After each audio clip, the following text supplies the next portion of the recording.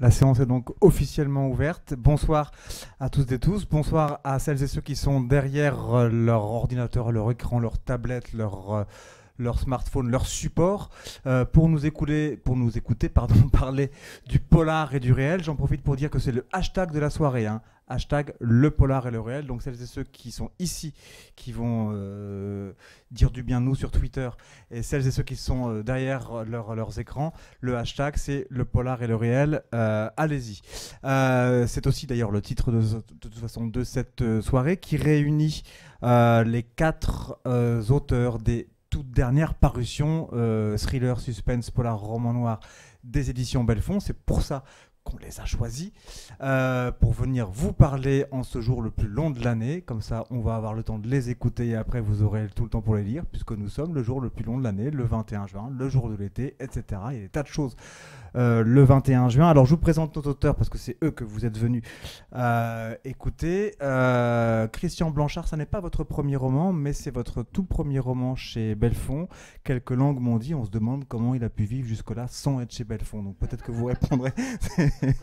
Peut-être que vous pourrez nous apporter la réponse. Iboga, un titre à plusieurs symboliques, celle d'une drogue et celle aussi qui nomme donc un des fils du roman. À votre gauche, cette assise, l'auteur de Toute blesse, la dernière tue, qui est un alliage de roman noir, de roman social et de suspense. Vous avez toujours plusieurs ficelles à vos arcs, Karine Giebel, entre le suspense, entre le roman violent, entre le roman purement social, entre le roman aussi sur la question carcérale, qui est une question qui va recouper plusieurs de nos auteurs. Là, ici, c'est sur l'esclavage moderne, la migration, l'immigration, etc. À votre gauche, c'est posé François-Xavier Diard, Réveille-toi. Je crois que c'est le plus récent d'ailleurs des 4 romans. Il est paru début juin, si je ne me trompe. Où il est aussi question d'emprisonnement, où il est aussi question de passé qui revient, de personnes qui ne doit ou ne veut pas dormir. Et pourquoi? Eh ben, c'est la raison, c'est une des choses que vous allez découvrir, soit parce que l'auteur acceptera de vous dire, soit tout simplement en lisant le livre, donc en ce 21 juin, puisque c'est le livre le plus long de l'année. Vous pouvez ne pas dormir, justement. Et à votre gauche... c'est joli pour finir une présentation, je t'aime, qui est non seulement la phrase la plus universelle, parce que la plus belle peut-être du monde à dire et à entendre, mais c'est là aussi un des fils du roman, parce que quelqu'un a dit ça un jour à notre héroïne, et puis elle l'a entendu comme elle voulait, et puis comment va-t-elle elle le redire, et puis... qu'est-ce qu'il lui dit, et puis elle s'occupe de ses enfants qui ne sont pas les siens, et puis les questions là aussi de drogue, mais là c'est peut-être plus douce que l'Iboga, bien que c'est pas la première fois que vous parlez de drogue d'ailleurs dans votre œuvre, on verra aussi quel suspense tout cela provoque. Mais alors pour commencer, j'ai une question générale à vous 4 et après on spécifiera plus vos thèmes. Le polar et le réel, alors par définition, la fiction, quelle qu'elle soit, quels que soient les genres littéraires, ça part du réel, d'un personnage, d'une situation politique, d'une actualité, d'une histoire, etc. Mais en quoi ce genre du suspense, du roman noir, du polar, en quoi pour les 4 auteurs que vous êtes, c'est le genre qui vous permet de dire justement la prison, l'immigration, l'esclavage moderne, la politique carcérale, bref, le réel dont vous avez envie de parler. Qu'est-ce que c'est comme angle? Nous, en journaliste, enfin, le genre littéraire correspondrait à ce que nous, journalistes, on appelle un angle, justement. Vous, le genre littéraire, en quoi, donc, ce genre-là, c'est ce qui... Qui a compris la question? Non. Alors, moi donc, je vais répondre, en tout cas, de ce que moi, je ressens.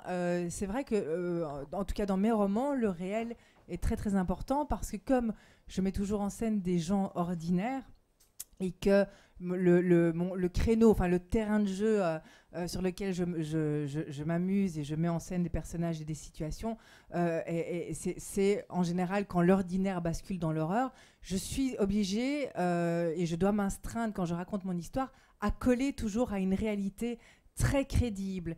Il y a une phrase de Mark Twain que je répète et que j'aime beaucoup, qui dit la seule différence entre la réalité et la fiction, c'est que la fiction doit être crédible. C'est-à-dire que dans la vie de tous les jours, dans notre vie, il y a des choses totalement incroyables qui se passent qu'on ne pourrait pas raconter, en tout cas dans le genre littéraire dans lequel j'écris, donc qui est le thriller psychologique, le thriller domestique. On ne pourrait pas raconter, c'est trop gros, on n'y croirait pas.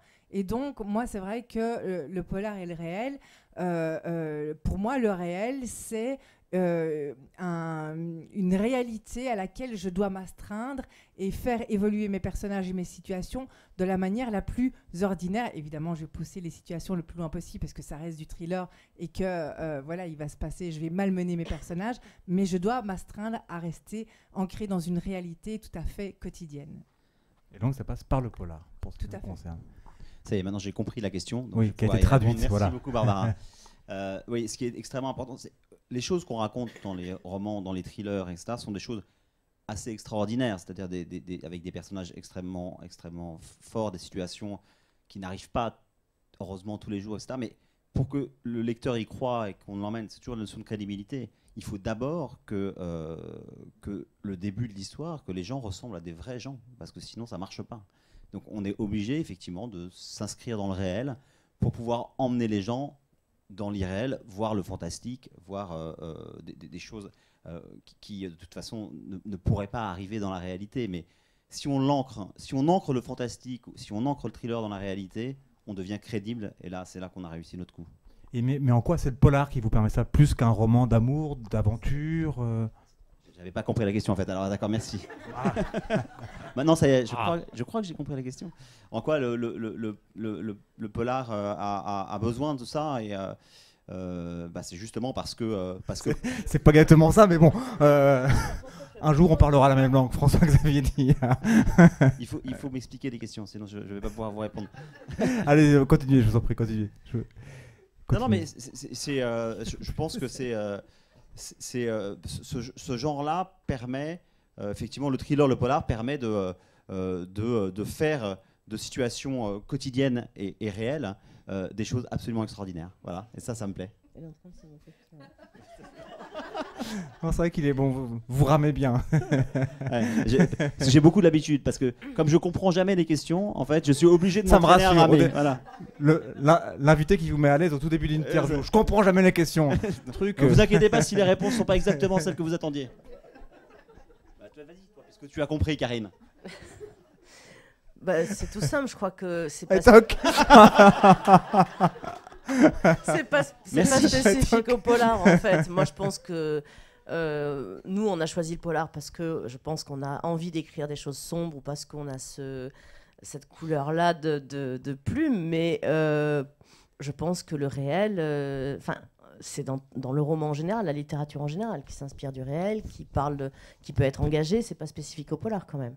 Même si c'est vrai que en tout cas en France c'est quand même le polar je pense qui est le plus engagé. Contrairement, par exemple, aux États-Unis. Enfin, je ne dis pas que le polar aux États-Unis n'est pas engagé, mais la littérature blanche l'est aussi, ce qui est un peu moins le cas en France. Mais voilà, donc je dirais que ce n'est pas spécifique au polar, que c'est plutôt un choix personnel d'avoir envie d'écrire du polar et d'être engagé. Mais j'aurais pu très bien le faire en écrivant de la littérature générale. Et alors, chez Christian Blanchard. Tu sais pourquoi j'ai pas compris la question ? Parce que j'ai pas compris ta réponse non plus. Mais c'était bien. Oui, mais elle est belge, alors c'est normal. Je veux dire. Alors moi, je vais m'en sortir en disant que je suis complètement d'accord avec Karine. Comme ça, je m'en sors bien. Alors déjà, le réel, pour moi, c'est une source d'inspiration complète. C'est-à-dire dans le bouquin, là, Iboga, 95% des choses qui sont dedans sont vraies. Alors pas forcément avec le même personnage, c'est une association de choses. Et il se trouve que quand ces faits réels-là, on les met dans un bouquin, on est dans la littérature noire. C'est un état de fait, en fin de compte. C'est pas c'est-à-dire que je vois pas comment ça peut être ailleurs que dans ce genre de livre. Parce que vous partez, pour celui-là, par exemple, de la prison, de la détention, d'un condamné à mort qui va être condamné à perpétuité parce qu'il va être... Voilà, mais tout ce que j'ai pu faire avant, c'est tirer de l'actualité, c'est tirer de faits divers, des choses comme ça, des choses que je peux voir tard la nuit, pas des séries, mais des documentaires, des choses comme ça, et des éléments de la vie, quoi. Et en fin de compte, comme c'est des choses qui sont dures, moi je considère que ça apparaît que dans de la littérature noire, quoi. Alors après, tout le côté, entre guillemets, politique. Alors je mets ça avec... je parle pas de politique politicienne, hein, mais je parle de politique, de fait de société, des choses comme ça. Oui, on a un support qui nous permet d'aller là-dedans sans aller trop fort dans le... Moi, je donne pas de leçons dans le bouquin, mais je parle aussi de l'incarcération. On oublie des gens dans des prisons. Qu'est-ce qui se passe quand on en sort, enfin voilà, etc., etc., quoi. Je vois pas une écriture qu'on appelle la littérature blanche parler de ça, quoi. Voilà. Oui, ça y est. C'est bien, je vais être... maintenant, quand les gens vont me parler doucement, je pense, après cette émission. Vous avez compris? Non, mais... Ah, ça y est, j'ai compris. La réalité est sombre. Voilà. C'est pour ça qu'on fait des thrillers, etc. C'est que la vraie vie, elle est dure, elle est triste, elle est parfois épouvantable. Moi, je pense que, je sais pas... souvent, les gens me disent comment vous trouvez des idées aussi dures, etc. Mais je dis, mais j'allume la télé, j'écoute la radio, j'ouvre le journal, et tout ce que je vois dedans, c'est en général des choses épouvantables, des choses très dures, des choses très tristes. Et évidemment, je m'en nourris. Alors, évidemment, vous nous en nourrissez, puis vous avez envie d'en parler, d'en reparler, livre après livre, parce que vous, c'est quand même souvent du meurtre en série, du macabre, de l'imaginaire raconté comme macabre, ce qui ne veut pas dire que vous avez une vision entièrement pessimiste de l'humanité en général, mais du moins quand vous êtes sur le mode « il était une fois », c'est vers là que votre imaginaire va. Oui, oui, mais ce qui m'intéresse, j'adore quand il me regarde. Vous avez bien compris ce que je voulais vous demander ou je crois. Non mais et ce qui m'intéresse dans cette réalité et ce dont je me nourris, cette réalité, etc.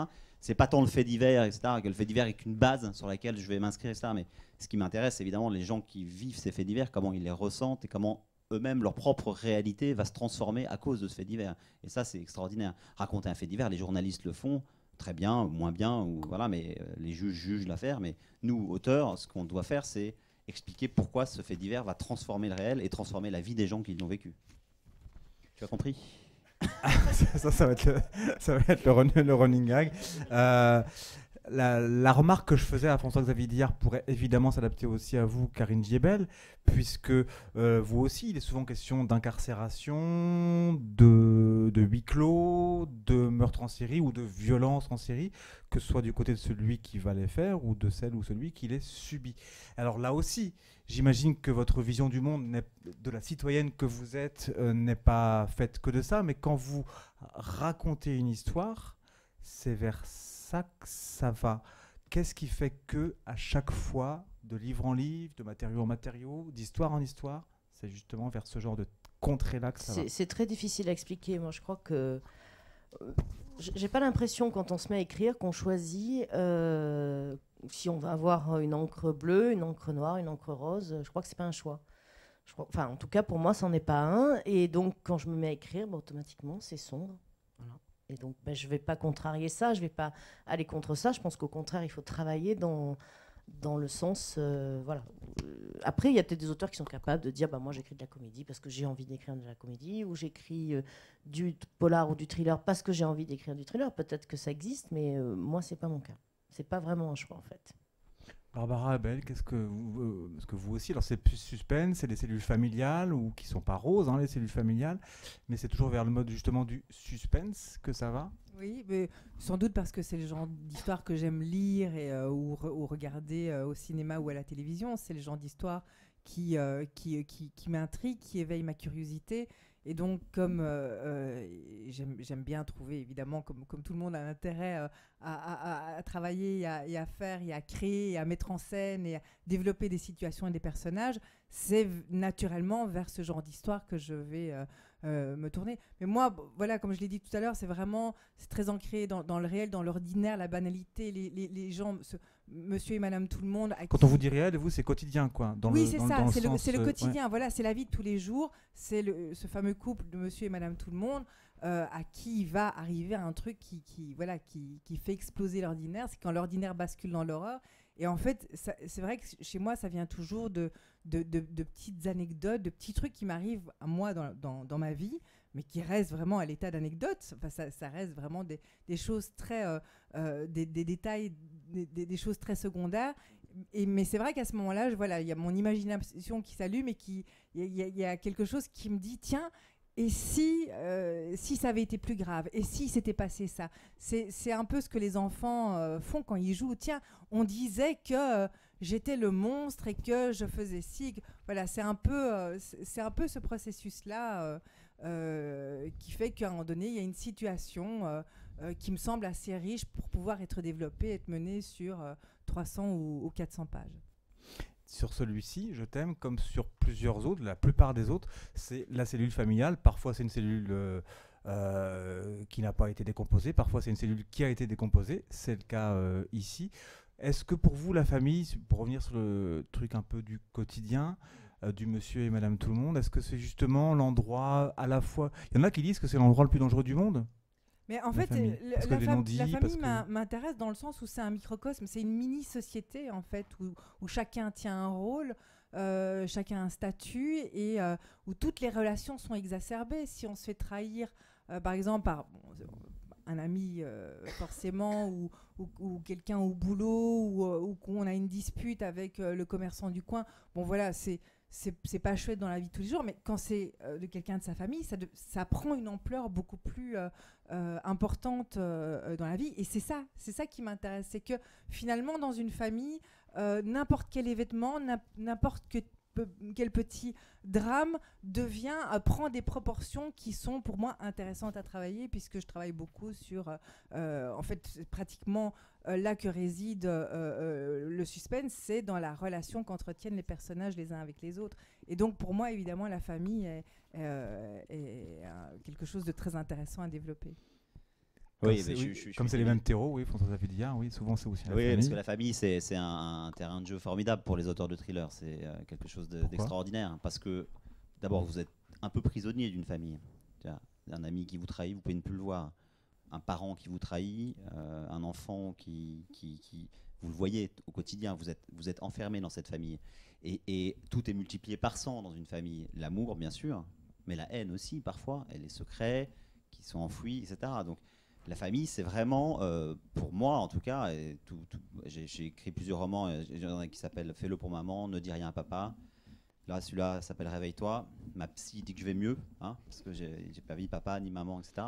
Mais il y a vraiment quelque chose. On aura 3-4 trucs à lui dire à votre psy. La pauvre, c'est ça. La dernière fois je l'ai vu, elle m'a dit ça va mieux maintenant, Réveille-toi, c'est bien, c'est un bon titre. Ça, vous vous ouvrez un peu au monde, tout ça. Je dis non, mais c'est horrible parce que finalement, j'avais dit je veux plus faire un truc autour de la famille.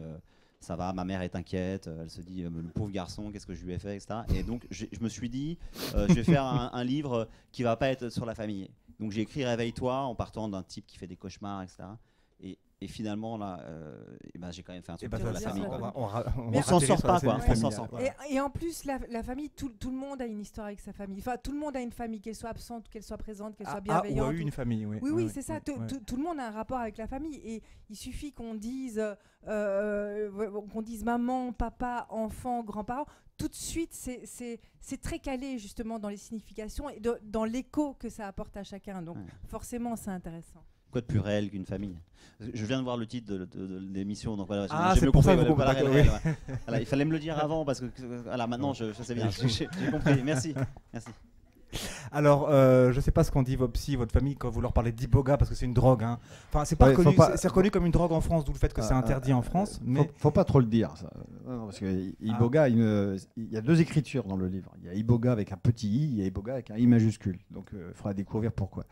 Moi, quand je vous écoute, je me suis pas marré, mais moi, j'ai des obsessions. Alors, vous en avez peut-être pas, moi j'en ai. J'ai deux obsessions. J'en ai une, c'est l'enfermement.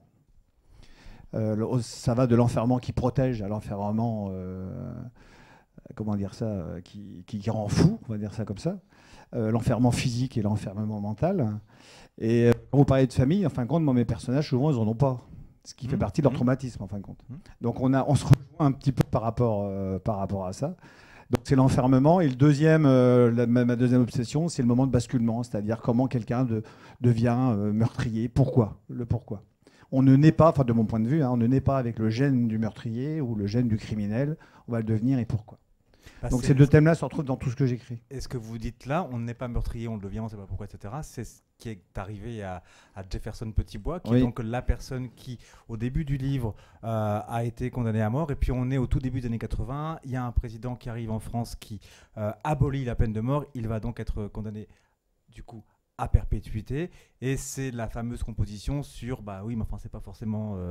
moins pire de passer sa vie en prison que de mourir. Et puis on va découvrir évidemment un peu de ce qu'il veut bien dire, de ce qui l'a amené là, mais aussi justement d'autres mentors, parce que lui, on ne lui connaît pas de famille, parce que c'est pas le sujet du livre, mais en tout cas on lui connaît des mentors justement. Mais sur ce sujet de l'enfermement, l'emprisonnement, et puis il raconte tout. Non, je raconte le thème. Ah bon, d'accord. Parce que c'est ce qui nous ramène au réel. Qu'est-ce qui justement vous, dans ce retour sur cette politique carcérale, parce que il y a un discours pas politicien, mais il y a un discours quand même romanesque, il y a un discours citoyen. Alors le fond du livre, c'est quand même pas un livre politique, hein. On n'est pas là-dessus. Il y a quand même deux questions qu'on arrive à se poser. La première, c'est au niveau du personnage, il se pose la question, est-ce qu'il n'aurait pas fallu que je passe à la guillotine plutôt que de prendre perpète alors que j'ai que 17 ans. Donc c'est pour l'éternité, on va dire ça comme ça. Et puis la deuxième question, c'est la deuxième interrogation, c'est à un moment. Je pense qu'on a un problème de pile sur un micro. Ça marche mieux là. Ouais. Et donc la deuxième interrogation du livre, du coup j'ai perdu le fil, mais ça va revenir. Oui, c'est de toute manière en France, un prisonnier sortira toujours de prison. Bon. Et sortira dans quel état, pourquoi faire, avec quelle aide. Et donc c'est un peu abordé dans le livre. Il faut savoir qu'en France, 80% des gens qui sortent de prison sortent ce qu'on appelle d'une manière sèche, c'est-à-dire sans accompagnement. Quand même, c'est énorme. Karine Jebel, comment est-ce que vous entendez ce qui est dit là? Parce que justement, c'est pas directement le thème de votre dernier livre, quoique ces genres d'enfermement s'en approchent un peu, mais vous avez parfois écrit sur des enfermements, sur des condamnés, sur la prison, etc. Comment est-ce que vous entendez ça et quel genre de personnage, de protagoniste littéraire c'est des personnages comme ça? C'est vrai que moi, ça fait écho à Meurtre pour Rédemption que j'ai écrit, donc qui a été l'aboutissement d'une longue enquête également sur la prison. Puis justement, c'est comme ça. Alors, on s'est pas rencontrés en prison, mais presque, puisque c'était dans le cadre de Cognac. On s'est rencontrés avant la prison, c'est ça? Dans le cadre de Cognac, en fait, il y avait un prix qui s'appelle le prix, je sais pas s'il existe toujours, Intramuros. Je crois qu'il n'existe plus, donc qui était remis par des jurys de détenus des prisons qui sont autour des deux départements autour de Cognac. Et donc, en fait, quand on était sélectionné, quand on était finaliste, on acceptait d'aller faire des rencontres en prison. Donc voilà, moi j'ai eu ce prix. Et puis l'année d'après, donc j'étais un peu la marraine du prix suivant, etc. C'est comme ça qu'on s'est rencontrés, donc en allant faire des visites en prison. Donc c'est un thème, moi je trouve, je pense que j'y reviendrai d'ailleurs sur ce thème, parce que c'est vrai que je parle beaucoup d'enfermement moi aussi. Mais c'est important, je trouve. La prison, il faudrait... on a quand même tendance à ce que les gens ne s'en préoccupent pas. C'est vraiment quelque chose... il faut que ce soit loin du regard des gens. Et moi, je crois qu'il faut qu'on aille jeter un petit coup d'œil, qu'on sache un peu ce qui s'y passe, parce que ça concerne toute la société. Justement, un détenu qui sort et qui a été radicalisé, ou bien qui est encore plus dangereux pour d'autres raisons que quand il est rentré, ça concerne tout le monde. Ça ne concerne pas que les gens qui sont en prison. Voilà. Donc il faudrait effectivement voir pourquoi on arrive à des situations comme ça, qu'est-ce qui manque en prison, qu'est-ce qui ne fonctionne pas, qu'est-ce qui fonctionne mal, etc. Donc je trouve que c'est des sujets importants. Ou il faudrait qu'ils ne sortent pas.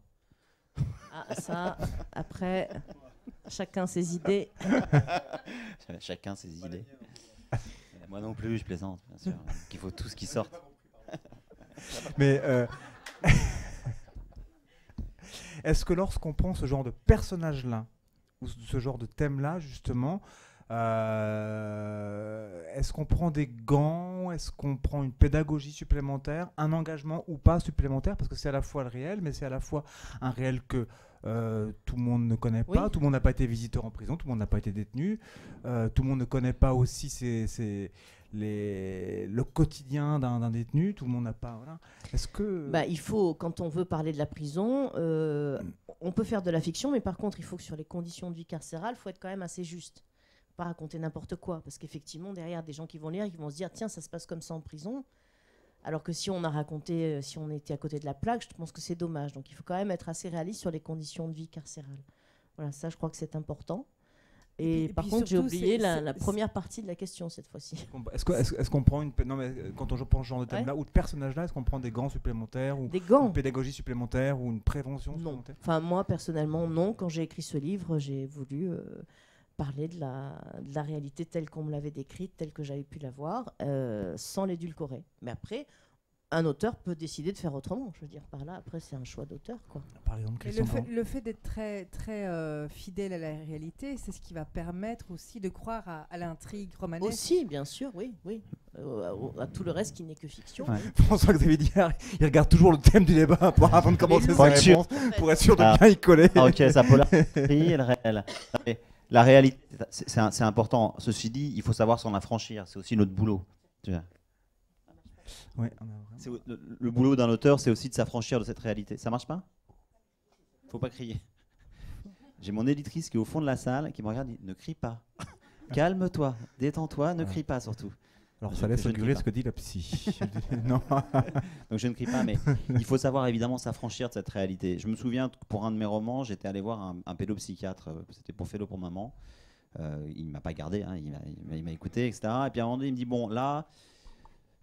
sur le cas là, que vous citez, sur le tableau clinique que vous décrivez, c'est difficilement explicable d'un point de vue médical. Il me dit ça me choque un peu, etc. Mais c'était tellement mieux d'un point de vue romanesque que j'ai un peu explosé la réalité en disant mais c'est pas grave, ok, j'entends ce que vous me dites, mais là je dépasse ce que dit la faculté en disant c'est pas grave, je vais m'en affranchir parce que c'est mon job de le faire et parce que c'est beaucoup mieux, voilà, l'histoire est beaucoup plus crédible en s'affranchissant un peu de cette réalité. Et je le fais assez souvent, je m'assure que ce que je raconte n'est pas complètement déconnant pour pas qu'à un moment donné, un médecin, un avocat, un juge, un spationaute ou j'en sais rien, me disent non mais là, arrêtez de dire des conneries. Mais par contre, je peux, et je crois qu'on doit tous le faire, s'affranchir de la réalité à un moment donné, à un moment clé où le roman va pouvoir emmener le lecteur plus loin que la réalité. C'est pour ça que je crois qu'on nous attend, me semble-t-il. Christian Blanchard, à la fois sur ces questions justement de licence romanesque, puis sur ces questions de gants ou pas, ou prévention, pédagogie sur les thèmes carcéraux. Alors, moi je vais prendre l'exemple des matons qui sont dans le livre. Je ne suis pas certain que dans la réalité... Il y en a deux principalement. En tout, il y en a trois, mais il y a deux principaux. Je ne suis pas sûr qu'un prisonnier soit confronté réellement à ces trois personnages dans sa vie carcérale. Mais ces trois personnages-là existent. Donc il y a le maton, celui qu'on voit quasiment peu, c'est le neutre, en fin de compte. Celui qui fait juste son boulot. Il y en a un qui va prendre en charge psychologiquement et puis aider ce fameux personnage à tenter de s'en sortir. Et puis, il y a le maton méchant, raciste, violent. Mais les trois existent en prison. Alors, est-ce que dans la réalité, justement, un condamné va être confronté à ces trois personnages-là dans sa carrière carcérale? Je ne sais pas. Mais en tout cas, ils existent bien. Ouais. Et là, je reviens à ce que tu disais, c'est qu'en fin de compte, là, on rentre dans le côté romanesque, où moi, j'ai fait intervenir les trois en même temps. Dans sa vie à Jefferson. Et quel genre de professionnels du milieu carcéral, de personnes de l'institution pénitentiaire, vous avez rencontré pour fabriquer ces protagonistes-là? Alors moi j'ai feinté parce que j'ai rencontré aucun professionnel, mais là c'était un choix. C'est-à-dire ce que j'ai rencontré par contre, c'est... Alors Karen disait on avait été voir des détenus. Moi j'ai conversé très longtemps par courrier avec un détenu qui fait toujours partie du grand banditisme d'ailleurs. Par courrier, on a échangé pendant près de 3-4 ans. Et lui m'a raconté ce qu'il pouvait, parce qu'on sait très bien que les courriers sont lus, hein, mais ce qu'il pouvait de l'incarcération. Et entre autres, il y a un élément qui est hyper important dans le livre, c'est la notion de temps et le côté enfantilisant de la prison. Ils se lèvent à la même heure, ils mangent à la même heure, ils sortent à la même heure, enfin, etc. Et puis au niveau du temps, mon personnage Jefferson, quand il attend la guillotine, les secondes sont très courtes, hein, c'est une angoisse pas possible. Et quand il va en perpète après, les secondes ont même peut-être le même temps, mais elles sont très longues. Bon, et tout ça, moi j'ai découvert justement avec ce détenu-là qui m'a expliqué. Et d'ailleurs, j'ai pris une des phrases dedans, hein, qu'il m'a dit, une phrase où il a annoncé les secondes sont longues et pourtant les années finissent par passer. Et en fin de compte, voilà, j'ai utilisé une partie, mais là, pas du point de vue institutionnel, du point de vue détenu. Alors après, moi, mon choix aussi, il a été de me... Après, je vais arrêter là-dessus. Mon choix a été de se tourner vers le criminel. Je ne parle quasiment pas des victimes. Hein. Ça, c'est un choix. On ne peut pas, à mon avis... En tout cas, moi, je ne peux pas parler des deux en même temps dans le même livre. Peut-être qu'un jour, je ferai du côté des victimes. Là, je suis parti du côté du méchant. C'est écrit la première personne. On est dans sa tête tout le temps. Soit c'est lui qui parle, soit c'est lui qui pense. C'est lui qui va écrire à un moment ou à un autre et qui va dessiner. Et on a sa vérité à lui. Dans le bouquin, je m'en fous complètement de la vraie vérité, des faits réels de ce qui s'est passé. C'est pas ça, c'est sa vérité à lui. Et voilà. Et après, au lecteur de se prendre ça en plein dans la tête.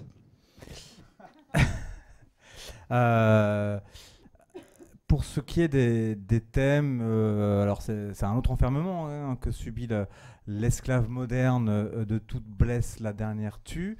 Un roman où là pour le coup par définition parce que c'est un suspense, le temps joue aussi un rôle assez prépondérant. Mais ce thème d'une femme qui vient du Maroc en France, qui va se retrouver dans une famille, puis qui va devoir la fuir et puis... un autre personnage qui forme un autre fil de l'intrigue, qui est solitaire, qui est aussi très violent, et puis évidemment les deux intrigues vont se rejoindre à un moment, mais le thème principal c'est quand même l'esclavage moderne, l'asservissement et aussi le bourreau, parce que c'est quelque part un peu les deux là pour le coup qu'on a. Ce thème-là qui fait forcément écho au lecteur 2018 par rapport à MeToo, par rapport aux réfugiés politiques, etc. Là, c'est traité sous un autre angle, mais ça cligne quand même. Comment est-ce qu'il vous est venu et pourquoi maintenant ? Alors, c'est pas maintenant en fait. J'ai écrit ce livre effectivement en 2017. Je l'avais commencé en 2016, mais c'est l'aboutissement d'une enquête qui a duré à peu près 6 ans. Donc en fait, parce que pendant ces 6 ans, j'ai écrit d'autres livres, donc je n'ai pas fait que ça. Mais j'ai commencé à m'intéresser à ce sujet vraiment avec beaucoup de lecture, etc. il y a à peu près 6 ans. Donc d'une jeune femme exploitée. Voilà, alors d'abord sur l'esclavage moderne en général. J'ai commencé comme ça, c'est-à-dire que j'ai lu des choses sur l'esclavage moderne. Et après, j'ai décidé d'axer plus mes recherches sur la servitude domestique, qui est une des facettes de l'esclavage moderne. Parce que l'esclavage moderne, c'est plein de choses, hein. Donc là, j'ai décidé la servitude domestique. Donc voilà, j'ai continué dans cette voie-là. Après, j'ai contacté des associations, etc. Et donc, ça a duré plusieurs années, cette enquête. Donc, il se trouve que c'est sorti en 2018, mais ça aurait pu sortir il y a 1 an, ça aurait pu sortir dans 2 ans. Voilà. Donc, effectivement, il y a eu cette affaire de la jeune fille au père, dont beaucoup de gens me parlent. Bon, mais ça s'est passé. Le livre était déjà chez l'imprimeur, ou même il venait de sortir, je ne me rappelle plus exactement. Après, c'est vrai que le MeToo, j'ai pas vraiment pensé, mais oui, du coup, on peut faire aussi un rapprochement. D'ailleurs, j'avais fait un débat au Quai du Polar sur ce thème-là, avec ce livre-là, donc ça veut dire qu'il y a quelque chose. Mais alors ça, j'ai pas vraiment pensé quand j'ai écrit. On y pense parce que harcèlement aussi, parce que violence, parce que c'est ce qu'elle subit aussi. C'est pas le. Oui, tout à fait. En fait, c'est sur la condition des femmes en général. C'est-à-dire que la servitude domestique, effectivement, concerne. Il y a des formes d'esclavage qui concernent autant les hommes ou plus les hommes que les femmes. Là, pour le coup, la servitude domestique, ça concerne quand même essentiellement les jeunes filles, les enfants et les femmes. Donc voilà, et effectivement, on peut le rapprocher de ce thème actuel, oui, de la condition féminine. Oui. Et il se trouve que, alors sur le plan bêtement matériel, c'est un de vos livres les plus épais, je crois. Après Meurtre pour Rédemption, c'est le plus épais. Mais il est moins épais que Meurtre pour Rédemption. Est-ce que ça s'explique aussi justement, non seulement par le perpétuel va-et-vient entre un personnage, donc celui violent, le bourreau, le solitaire, et puis Tana. Est-ce que c'est parce que c'est un thème qui justement demandait plus d'explications et plus d'amplitude littéraire, parce que plus de dramaturgie ou plus de tragédie? Je sais pas, en fait quand je commence un livre, je ne sais pas s'il va être court, moyen, long, je n'en sais rien puisque j'ai pas de plan, donc je n'ai aucune idée de la taille que va faire le livre et je me laisse vraiment porter par mon inspiration, mon histoire, et en fonction du thème, effectivement, l'inspiration va être peut-être plus... Je vais avoir plus de choses à dire, je vais avoir envie de plus développer, ou ça dépend de mes personnages aussi. Il y en a parce que là, Tama, on la suit quand même sur de nombreuses années aussi. Hein. Au début du livre, elle est toute jeune, et on la suit sur une dizaine d'années. Ouais. Donc c'est normal qu'un livre qui se passe sur 10 ans aussi soit plus épais. Donc voilà, je crois qu'il y a aussi ça. Ça dépend un peu le temps qu'on va passer avec nos personnages. Un de mes livres les plus courts, c'est Chien de sang, c'est une histoire qui se passe sur 24 heures. Voilà. Donc je crois qu'il y a aussi cette notion-là de mon histoire va-t-elle se dérouler sur une journée, 2 journées, 2 mois, 3 mois, 10 ans, etc. Donc c'est important. Et Meurtre pour rédemption et celui-ci, effectivement, sont les romans qui se passent sur une longue période, et ce sont les 2 romans les plus épais. Oui. François-Xavier Dillard, pour votre façon à vous de dépeindre le réel, c'est aussi c'est d'en faire aussi des réels, des facettes, et forcément le réel il est fait de plusieurs versions des mêmes choses, des mêmes histoires. Et vous, alors tous vos livres, à part dans mon souvenir peut-être Austerlitz, oui, qui est un livre un peu différent parce qu'il est coécrit, sont des livres, c'est pas des livres, c'est pas exactement des livres chorales, c'est des livres où s'imbriquent plusieurs narrations et plusieurs voix sur le même thème ou la même chose. Mais à chaque fois, c'est raconté par pas mal de voix et pas mal de personnages. Et plus ça va, plus je fais des livres avec beaucoup d'histoires. Mon éditrice m'a dit... Celui-là, il est corsé. Ouais, elle m'a dit, tu pourrais faire 5 romans avec ce roman-là, parce qu'il y a 5 histoires. Alors évidemment, je vais rassurer quand même les lecteurs potentiels. Les histoires se rejoignent à un moment donné, hein. C'est pas un truc complètement incohérent. Il y a quand même évidemment... C'est ce qu'on dit des meilleurs romans chorales, c'est que chacun est tellement fort que ça pourrait faire un roman. C'est un hommage en général. Merci, c'est gentil. Ça j'ai compris par contre. Ça... c'est marrant, les compliments, je les comprends tout de suite. C'est bizarre. Hein. Mais et ce qui est intéressant, c'est que je me suis aperçu après. Le livre s'appelle Réveille-toi parce que la première histoire elle est évidente, c'est-à-dire que ce type qui ne peut pas dormir, ne plus dormir parce qu'il fait des cauchemars épouvantables et qui va s'apercevoir que ces cauchemars épouvantables ont un impact sur le réel justement. Parce une autre trame, c'est qu'il y a un fait qui s'est passé et qui c'est marrant, j'ai rêvé de ça exactement il y a 3 jours. Et je me suis aperçu finalement que tous les personnages de ce livre se réveillent, tous. Ils vont tous se réveiller parce qu'ils vont aller trouver grâce notamment au logiciel qu'a créé le petit génie Nostradamus. Ils vont tous se réveiller. Pour rappeler un logiciel Nostradamus. Ouais, ils vont tous se réveiller. C'est un logiciel qui permet évidemment de faire des portraits robots extrêmement fidèles et réussis de tueurs potentiels avec des éléments recueillis sur des scènes de crime. Et ce logiciel qui n'existe pas, mais qui existera peut-être un jour, parce qu'on est toujours surpris par ce que l'intelligence artificielle peut amener, va dévoiler des vérités à l'ensemble des héros qui vont se réveiller parce qu'ils avaient enfoui ça au fond d'eux. Mais le problème, c'est que ça ne leur apporte pas la sérénité, hein, loin de là. Donc, est-ce que se réveiller, c'est aussi l'interrogation que porte ce livre. Est-ce que se réveiller, est-ce que connaître la vérité, c'est forcément quelque chose qui va vous amener plus de bonheur et de sérénité? Je ne sais pas. Voilà, mais en tout cas, pour mes personnages, non. Mais moi, c'est un thriller, donc évidemment, si tout le monde à la fin finit heureux... pas les tiens. Pas les tiens, non, ou alors j'ai pas compris. Ce qui est possible, néanmoins, hein, c'est possible. Mais voilà, donc c'est vraiment le roman choral, ouais, c'est quelque chose. Moi, j'aime bien raconter des histoires. On aime tous raconter des histoires, je crois. Donc, et finalement, je m'aperçois plus ça va dans mes romans, plus il y a d'histoires, mais parce que ça me porte et je pense que ça porte les lecteurs. J'étais un peu inquiet parce que je me suis dit je vais peut-être perdre les lecteurs. C'est pas le cas. Aujourd'hui, les retours que j'ai de lecture sont bons. Ça veut dire que les histoires, effectivement, sont assez suffisamment fortes pour se porter elles-mêmes. Et quand elles se croisent, j'espère que ça multiplie cette force narrative, en tout cas. Mais alors, il y a une question je vais vous poser une question. Je pense que je vais être le millième à vous la poser. Du coup, comme ça, j'espère que vous la comprendrez. Mais je quitte ce plateau. C'est que dans ces cas-là, un des mystères pour nous lecteurs, d'où ma question, c'est qu'on se demande si ce roman-là, il est né d'un personnage, d'un thème, qui serait alors soit Nostradamus, soit la peur des cauchemars, ou alors d'une histoire. Et dans ce cas-là, laquelle? Il y a des... Barbara, oui. T'as compris l'histoire?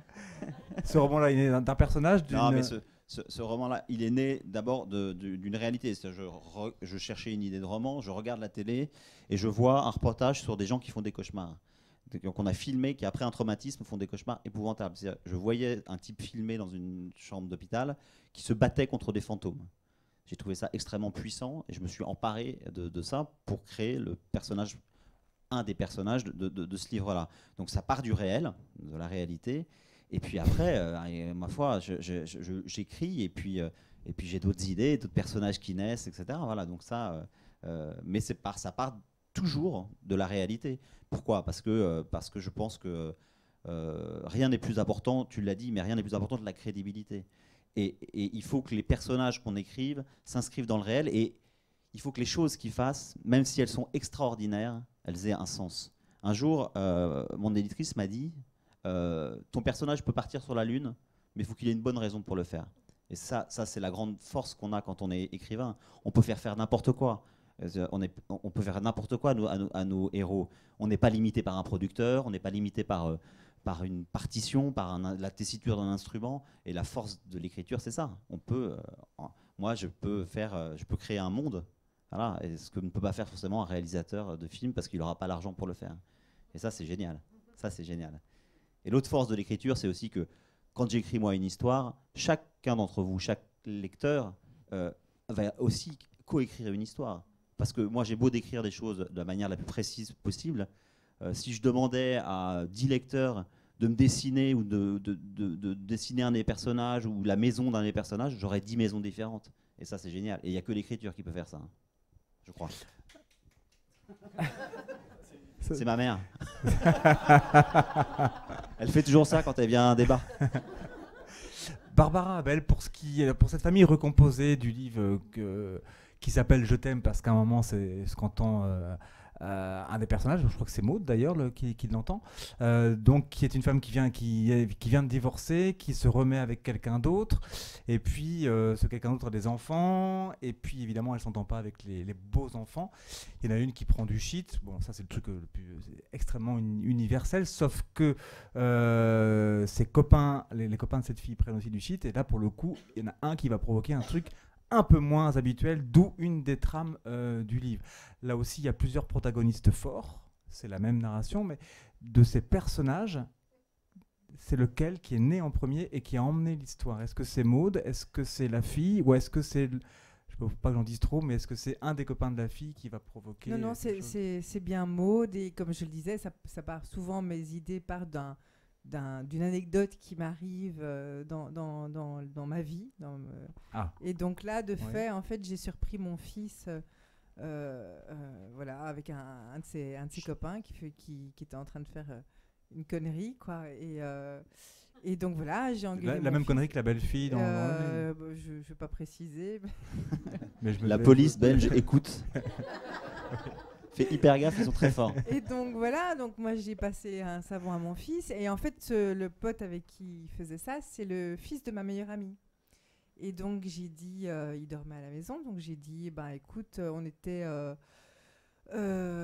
samedi, et je lui ai dit, je vois ta mère, je vais boire un café avec ta mère vendredi, c'était prévu, c'était pas spécialement, et donc je lui ai dit, tu as jusque vendredi pour le lui dire toi-même, vendredi matin je lui en parle.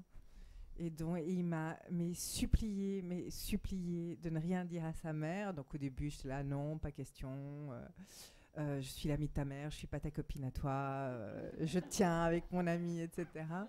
Et puis en fait, il m'a tellement supplié en me promettant monts et merveilles que j'ai dit ok, d'accord. Et donc en fait, ça a été terrible parce que j'ai été prendre ce café avec mon ami et j'étais incapable de la regarder en face. Je me sentais hyper mal. En fait, ça a été très douloureux pour moi. Je me souviens, j'avais mon cœur qui battait à 100. Alors, je le raconte de manière tout à fait claire parce que maintenant, elle le sait.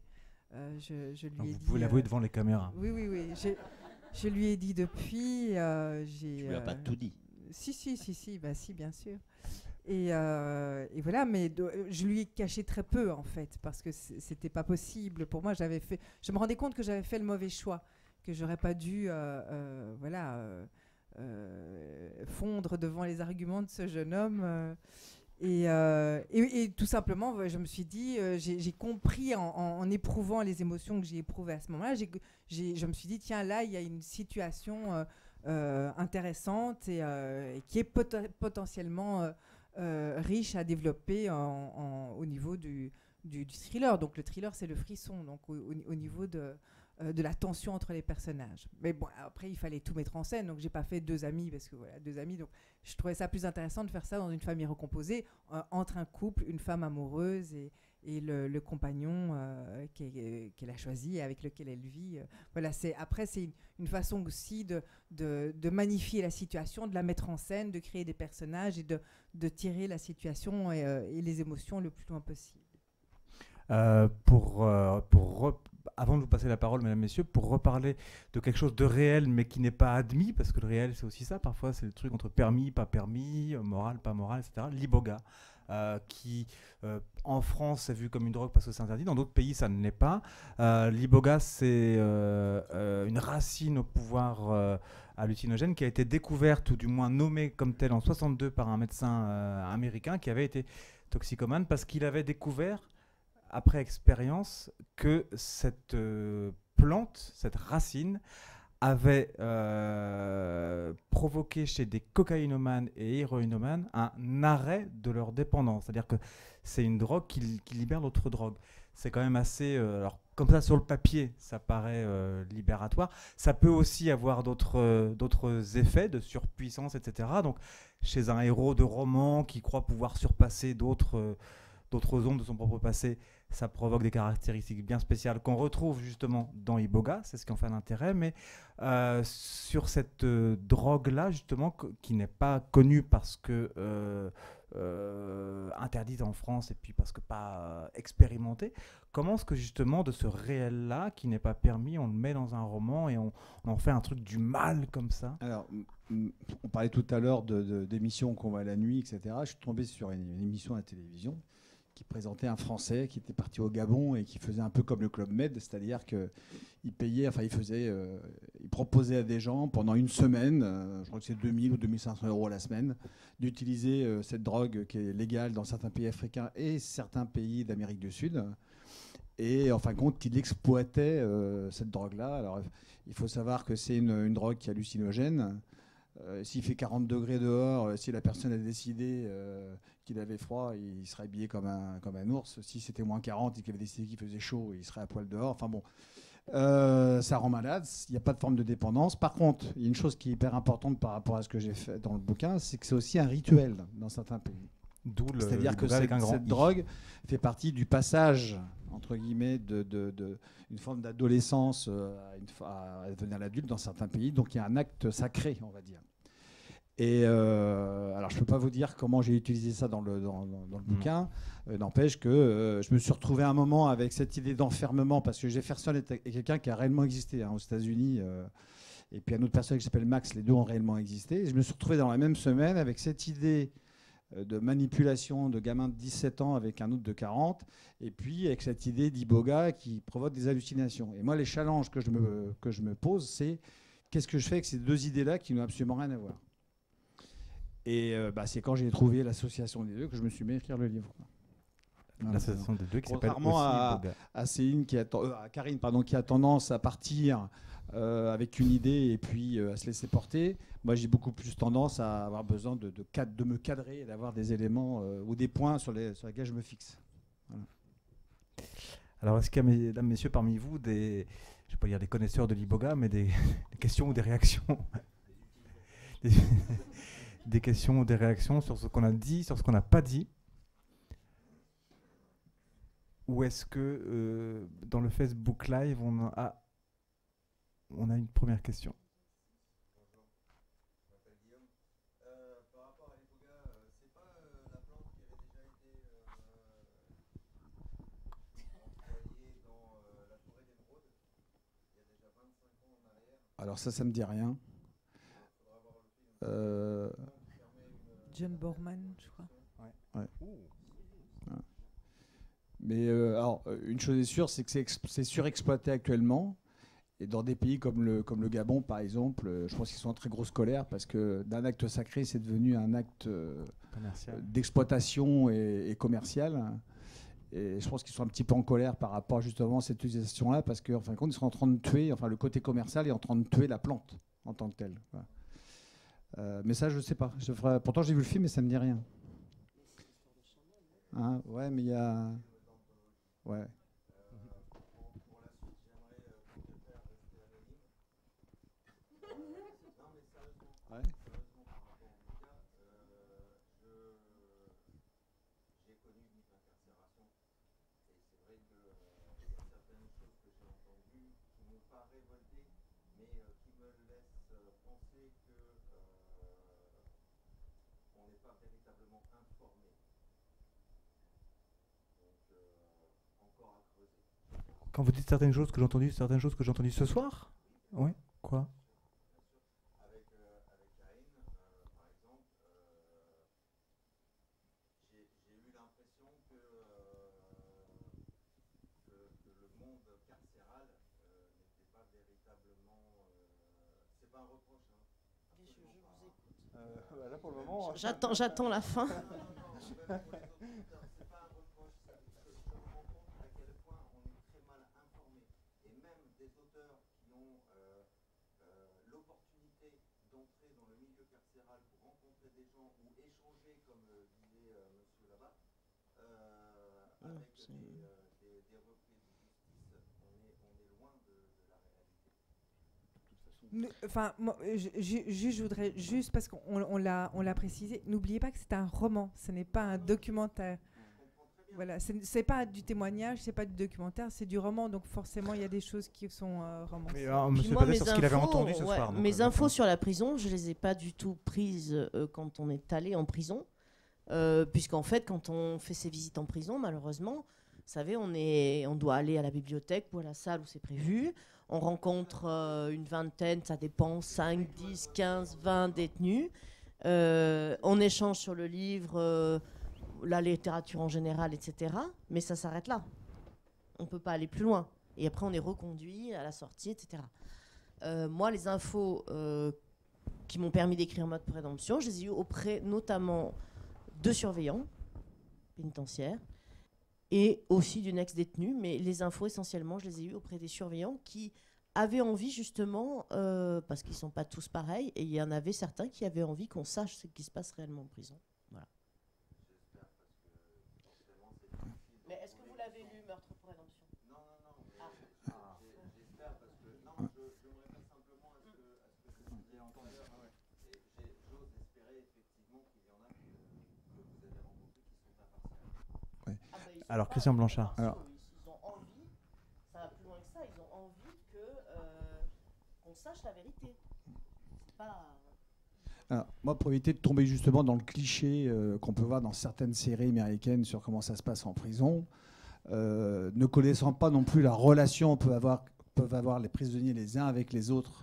Moi, dans mon histoire, il est en cellule d'isolement et d'où la définition, il est tout seul. Et il n'est pas en contact du tout avec les autres. Ce qui fait que j'ai enlevé un pan que je ne connais pas. Plutôt que de raconter des bêtises ou d'exploiter des choses qui pourraient paraître complètement décalées par rapport à ceux qui ont vécu soit la prison en tant que détenu, soit la prison en tant que maton, enfin en tant que gardien, on peut prendre le terme qu'on veut, j'ai volontairement retiré ce personnage-là de contact avec d'autres détenus. Sur quoi on tombe après dans des clichés faciles, sur tout ce qu'on peut imaginer sur les relations, le trafic, machin, etc. Mais j'en sais rien, je ne l'ai pas vécu. Hein. Donc je l'ai volontairement occulté dans le livre. Qu'est-ce qu'il en est du fait... Mais il marche pas très bien. C'est le micro sur la... Oui. Il a Là, ou sinon des petits manques, mais... Merci. Donc, alors ça va pas être le plus pratique. Montez un peu sur scène sinon. 1, 2, 1, 2. Bon, on va s'en sortir comme ça. Donc, sur Facebook, pardon, je me décale un peu. Sur Facebook, on a quelques questions. Alors, hop. On en a 3 pour l'instant. La première, c'est quand on écrit sur la famille, est-ce difficile de ne pas penser à la sienne? Arrive-t-il d'avoir des cauchemars sur sa propre famille ou bien est-ce qu'on s'en détache facilement? Alors, Barbara, vous connaissez son 15e divorce. Moi, personnellement, évidemment que je pense à ma famille, évidemment que le terrain de base que je vais utiliser, c'est ma famille, celle dont je suis issue et celle que j'ai créée, c'est évident. Après, mais je crois que c'est comme pour tout. Après, c'est une question de mise en scène et de narration pour raconter l'histoire qu'on a envie de raconter. Mais c'est valable donc pour la famille, c'est valable aussi pour les émotions, puisque c'est un genre littéraire qui met l'émotion et qui fonctionne avec l'émotion, c'est-à-dire que je vais titiller et je vais faire en sorte que le lecteur éprouve l'amour, la haine, la jalousie, la rancœur, le sentiment de vengeance, le sentiment d'injustice. Et tout ça, je l'épuise de moi parce que je pense qu'on a tous, moi comme vous, tout le monde ici et derrière son écran, on a tous dans nos vies éprouvé l'amour, la haine. Et donc c'est simplement le fait de décrire, de mettre en scène et de mener les situations jusqu'à bon port qui va faire en sorte que l'histoire va se construire. Donc bien sûr, je pars de mon histoire, de ma famille, mais ça n'est pas moi. Et en plus, c'est comme dans les rêves, je pense à ce qu'on vient de dire. Dans les rêves, on est tous les personnages qu'on rêve. De la même manière, dans un roman qu'on écrit, on est tous les personnages qui racontent notre histoire. Ouais, je peux rajouter juste un truc sur les émotions. Je trouve ça hyper important parce que on parle du réel, du polar. Le polar, on a l'impression, le thriller, c'est quelque chose d'horrible, etc. Et dans tout ce qu'on a pu écrire, il y a évidemment des sacrées émotions, quoi. Et des émotions, moi je prends l'exemple du dernier livre de Karine, pourtant je la connais, hein, Karine, et puis j'ai tout lu, et puis etc. N'empêche que quand vous arrivez à la fin d'un bouquin, que vous avez des émotions en tant qu'auteur, que vous êtes même à la limite de pleurer par rapport à ce que vous lisez, il se passe quelque chose. Moi, quand j'ai reçu des messages sur Eboga, où il y a des gens qui me disent « Mais comment vous avez fait pour... avec ce personnage qui est horrible, c'est un monstre, et on arrive à avoir de l'empathie pour lui. » Bon, voilà. Alors ça, en tant qu'auteur, je peux vous dire que c'est un des plus grands plaisirs qu'on peut recevoir, c'est quand on a retransmis ou qu'on a offert au lecteur des émotions. Alors il y a la famille, mais il y a autre chose, il y a des gens derrière tout ça, quoi. Mais en fait, l'émotion est à ce point capital que réfléchissez juste, tout le monde ici dans la salle, quand vous vous rappelez un livre que vous avez lu ou un film que vous avez vu il y a 20 ans, vous vous rappelez pas forcément de l'histoire, mais vous vous rappelez toujours de l'émotion que ce livre, ce film, cette histoire a provoqué en vous. Est-ce que ça vous a plu? Est-ce que ça vous a ennuyé? Est-ce que ça a provoqué de l'horreur? Est-ce que ça vous a fait rire? Est-ce que ça vous a fait pleurer? Ça, on s'en souviendra toujours, même si on a oublié l'histoire, même si on a oublié, on se rappelle plus vraiment ce qui s'est passé, les personnages, c'est très flou dans notre esprit. En revanche, l'émotion, on se souvient toujours de l'émotion qu'on a éprouvée. Oui, bien sûr, bien sûr. Ouais. Sinon, on oublie complètement. Tout à fait. Pour revenir sur la question que vous avez, qui a été posée sur est-ce que on pense à sa famille quand on écrit. Heureusement, ma famille ne ressemble pas aux familles que j'écris, parce que sinon, je pense que je serais pas là pour vous en parler. Je serais enfermé quelque part à prendre des petites pilules bleues le matin, roses l'après-midi, etc. Mais évidemment aussi que on s'inspire des gens qu'on côtoie au quotidien et que la relation qu'on peut avoir avec ses parents, avec sa mère, etc., vous nourrit. Mais on va ajouter quelque chose de romanesque et d'horrible à cette histoire. Mais pour bien décrire les relations familiales, dans le livre de Barbara, sans dévoiler quoi que ce soit, un des personnages perd un enfant. Voilà. C'est le pire cauchemar qu'un parent puisse avoir et faire, etc. Et elle décrit ce personnage qui perd son enfant. Et moi, je lisais ce livre et j'étais extrêmement ému parce que d'abord c'est très bien écrit, mais surtout parce que tu as des enfants, voilà, et on sent qu'effectivement tu décris ce que tu imagines être. Or, je n'ai jamais perdu d'enfant. Or, tu n'as jamais perdu d'enfant, mais ça s'appelle le talent, Barbara. Voilà, et donc ça, c'était vraiment, voilà. Et si on est obligé de se nourrir de ce réel qu'est la famille pour pouvoir exacerber les. T'as pas compris? Je suis content que pour une fois, c'est pas moi qui n'ai pas compris. Donc je t'expliquerai après. Voilà. Alors il y a encore d'autres questions sur Internet, mais on va essayer de faire une dans le public, une sur Internet. Je vais passer le micro à Madame. Bonsoir tout le monde. Merci de nous accueillir et merci à nos auteurs de partager ce soir. Alors moi j'avais une question plutôt pour rebasculer. Comment le polar revient dans votre vie? À savoir, vous avez fait des rencontres pour écrire, vous avez fait des rencontres de personnages que vous avez créés, que vous avez élaborés, tout ça. Comment ces personnages sont rentrés dans votre vie? Et est-ce qu'il y a eu des conséquences de ces personnages dans l'entrée de votre vie? Comment vous en défaites? Comment vous les appropriez? Comment ils restent un petit peu en vous et comment ils s'en vont finalement? Alors, moi je veux bien commencer parce que c'est un truc qui est très fort. D'abord, quand vous écrivez à la première personne au présent, moi j'ai vécu avec mon personnage, j'en ai rêvé. Des fois il a pris ma place, des fois j'ai pris la sienne, et heureusement j'ai maîtrisé la fin, quoi. Bon, n'empêche qu'à un moment ou un oui, quand on connaît la fin du bouquin, vaut mieux l'avoir maîtrisé. Non, mais bon, on est dans le roman noir de toute manière. Donc il s'est pas marié avec beaucoup d'enfants derrière. Hein. Ben oui, je suis désolé. Donc évidemment, on s'y associe complètement, quoi.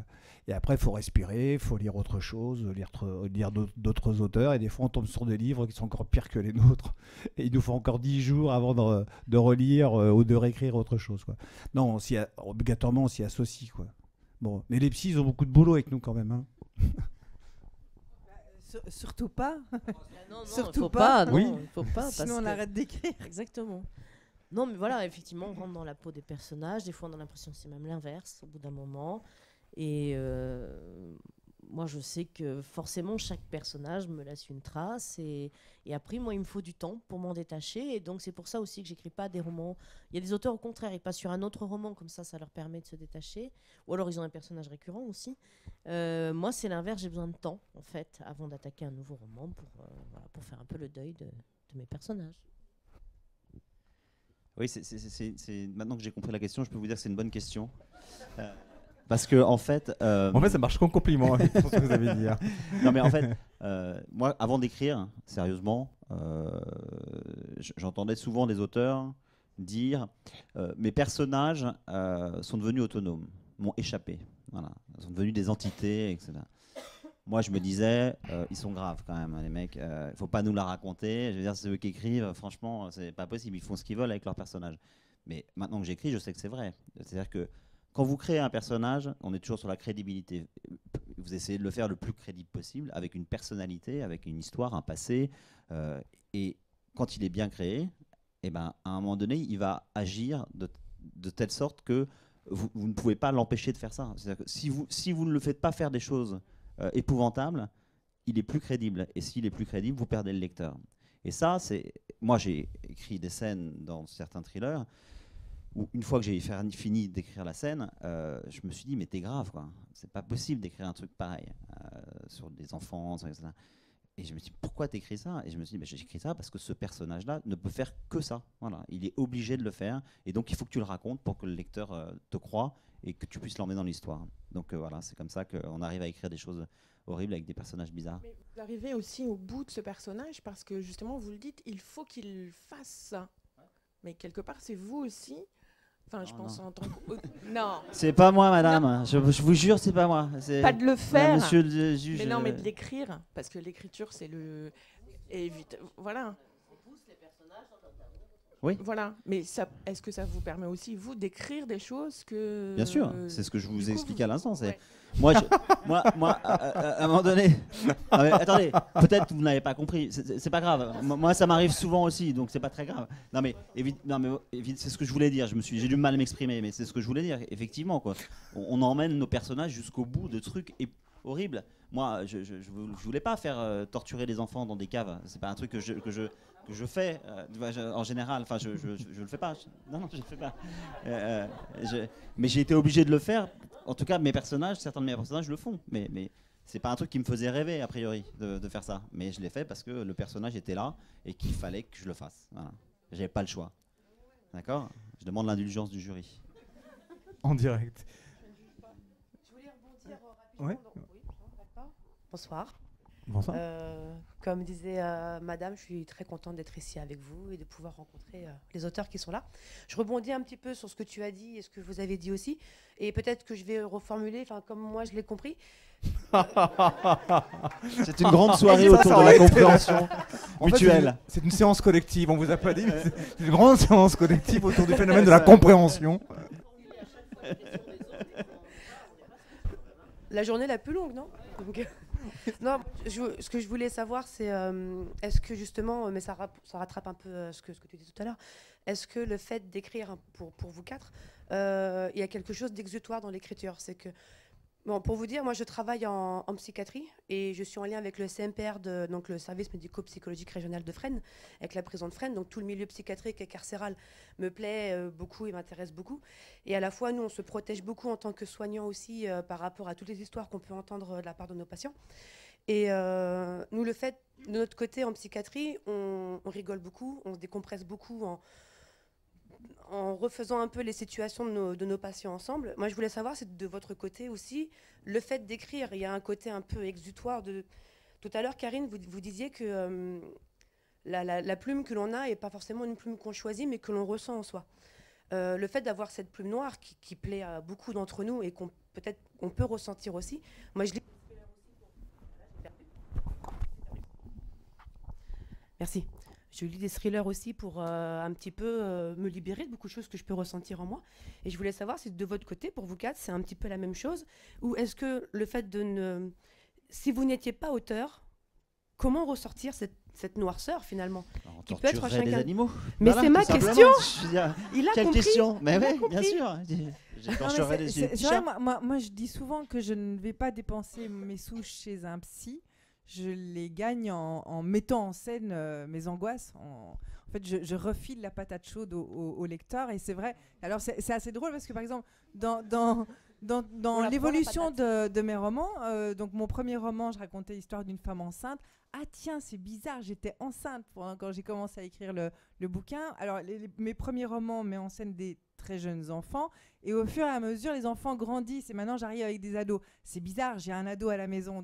Donc forcément, oui, je mets en scène des angoisses, des situations qui m'interpellent, des trucs dont j'ai peur ou n'importe quoi. Et ça vous libère? Vous accouchez de votre bouquin? Oui, je pense ça me libère. Enfin, en fait, j'en sais rien du tout si ça me libère, mais en tout cas, oui, j'ai fait quelque chose de ces trucs qui me polluaient la tête. Et alors, il y a un lecteur un jour qui m'a dit, en fait, c'est pas mal parce que quand on lit vos bouquins, tout ce qui est un peu compliqué dans nos vies, c'est-à-dire les fins de mois difficiles, les problèmes de couple, les problèmes au boulot, tout d'un coup on se dit finalement c'est pas si grave parce que comme on voit la façon dont vous malmenez vos personnages, on se dit finalement nous on a une vie assez cool finalement.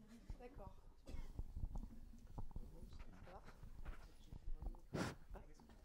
Devant toutes les horreurs qu'on profère, il y a plus longtemps de micro qui... Oui, c'est ça. Qui tombe en panne. Alors, j'ai d'autres questions et j'en ai une plus particulièrement de Vivien pour Karine et Barbara, qui rebondit un peu sur ce que disait Karine tout à l'heure. Enfin, vous avez évoqué l'idée d'un personnage récurrent. Vous avez dit que c'était pas votre truc, mais c'est justement la question. Karine et Barbara, envisagez-vous d'écrire une série de livres avec des personnages récurrents et sinon, pourquoi ? Pour l'instant, je n'ai pas cette envie. J'aime vraiment changer à chaque fois d'ambiance, d'univers, de personnages, créer des nouveaux personnages. Et pour l'instant, je n'ai pas eu cette envie de suivre un personnage, de le reprendre à chaque tome, à chaque roman. Et en plus, je trouve que le personnage récurrent, quand même, ça vous oblige à quelque chose... forcément, si votre personnage revient, on sait qu'il va être vivant dans le tome suivant, donc on tremblera pas énormément pour lui parce que quoi qu'il y arrive, même s'il est enterré vivant, même si de toute façon il va s'en sortir. Donc voilà. Donc moi je trouve que ça me laisse une totale liberté avec mes personnages. Voilà, et ça me permet vraiment de changer à chaque fois. Mais peut-être qu'un jour, j'aurai un personnage que j'aimerais beaucoup. Pourtant j'aime beaucoup mes personnages, mais ça change rien. Donc je crains fort que ça n'arrive jamais. Mais voilà, on ne sait pas.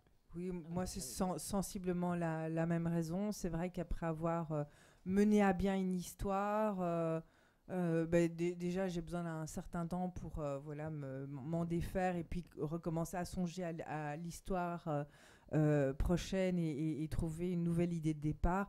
Et c'est vrai qu'en règle générale, j'ai plutôt envie de partir sur quelque chose de complètement vierge et de pouvoir recréer une histoire, des personnages, des situations, des émotions. Et alors, je l'ai fait une fois, donc faire une suite à l'un de mes romans. Donc là, il y a une suite à Derrière la haine. Et je dois dire que je suis partie dans cette aventure en me disant super, ça va être super simple, les 10 doigts dans le nez, etc. Et en fait, ça a été hyper compliqué.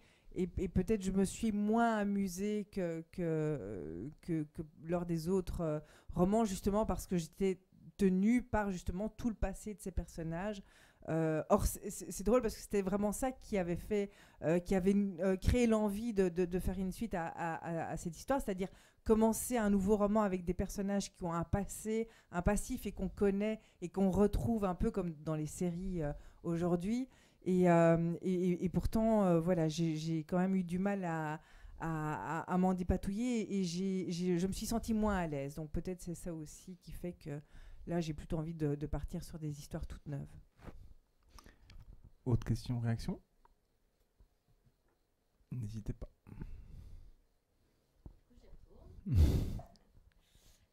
C'est une question pour tout le monde, une question de Magali qui demande tout simplement, ou peut-être pas, comment avez-vous su qu'écrire c'était quelque chose que vous vouliez ou que vous deviez absolument faire?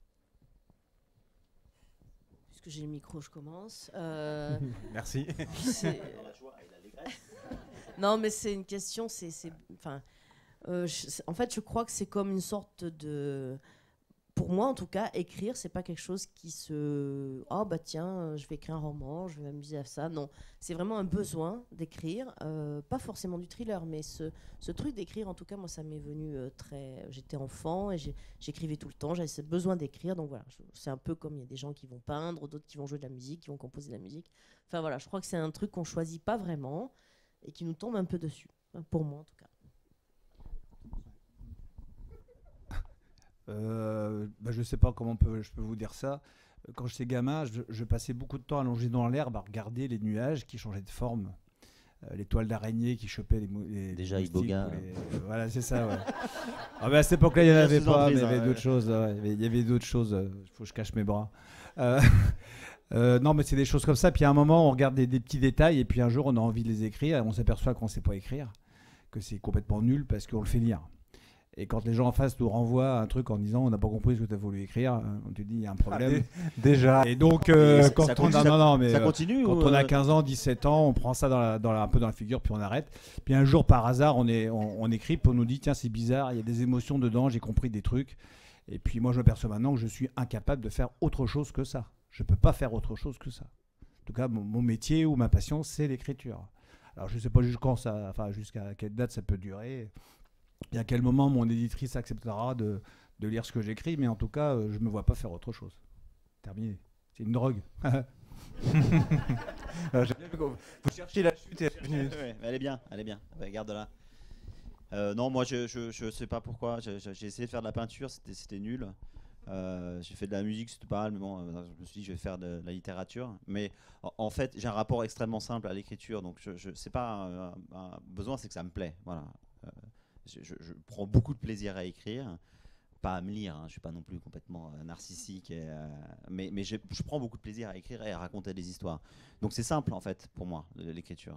Ça me plaît, quand c'est nul, ça arrive parfois, mais ça n'arrive pas jusqu'à vous, hein, les trucs nuls en général. Soit moi-même je les censure, hein, c'est souvent le cas, parce qu'on peut s'apercevoir un jour, on écrit et puis on le sent tout de suite. C'est-à-dire que moi quand je commence à écrire, c'est laborieux, je me dis merde, ça fait 1 heure que j'écris, j'ai écrit 30 lignes, et je relis et je dis bah ouais c'est nul quoi. Donc ça, hop, après, parfois c'est votre éditeur qui vous dit non, c'est quand même pas terrible, mais parfois il vous dit rien, c'est encore pire, je vous raconterai pourquoi. Mais donc voilà, et quand j'arrive pas à écrire, j'arrête et puis voilà, mais je recommencerai le lendemain et le lendemain ça ira mieux et on le sent quand c'est bien en fait. Ouais. Et ça c'est vraiment un truc, ça vous le fait tous, c'est la musique de l'écriture, c'est ça, c'est que quand c'est fluide, ça se passe bien, on cherche pas trop nos mots, et puis on se dit tiens ce mot-là il est bien, et puis quand on lit la phrase, on l'entend et on se dit ah ouais, on se dit ça, celle-là elle est chouette, voilà, comme ça, mais sans prétention, juste se dire elle est chouette, elle me plaît, j'aime bien la relire, voilà. Ouais, c'est ça, c'est ce que je voulais dire, et c'est une phrase simple, mais je pense qu'elle va porter, voilà. Mais moi ce que je recherche dans l'écriture, c'est ça, hein, de plus en plus, la simplicité, quoi, vraiment. Quand on écrit les premières fois, je sais pas comme vous, mais je me souviens des premières choses que j'appelle ça des choses, parce que j'ai pu écrire, c'était très compliqué, etc. Je me souviens d'avoir, il y a quelques années, j'ai voulu commencer à écrire et je me suis dit tiens, je vais écrire, je vais décrire une table ou un truc comme ça. Mais c'était affreux, quoi. Je veux dire, c'était nul. Je décrivais la table. En plus, ça n'avait aucun intérêt. Maintenant, j'ai compris que quand je décris un objet dans une pièce, Je le décris parce qu'il a une utilité quelque part dans le livre, etc. Et puis j'ai aussi compris que j'étais pas Proust.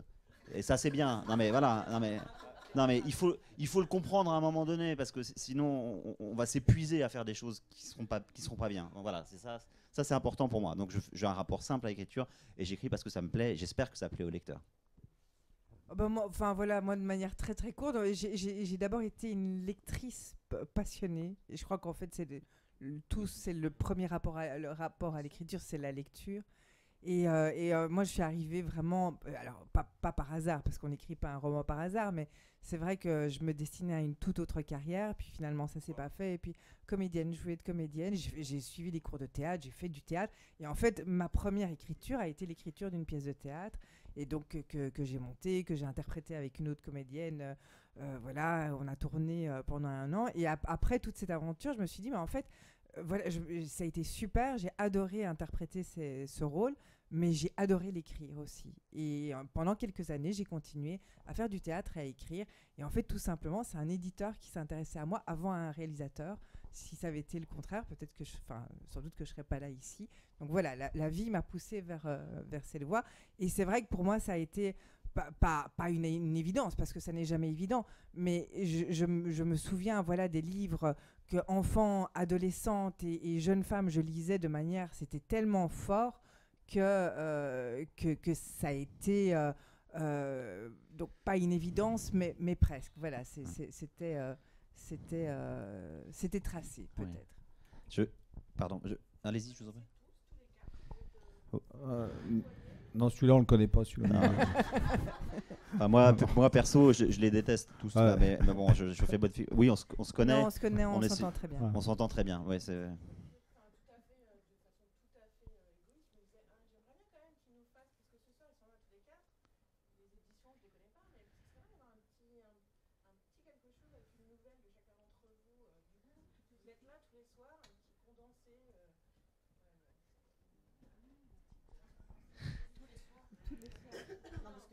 Alors, elle habite à Toulon, lui à Tours, moi à Bruxelles. On est là, pardon. On est là tous ce soir, oui.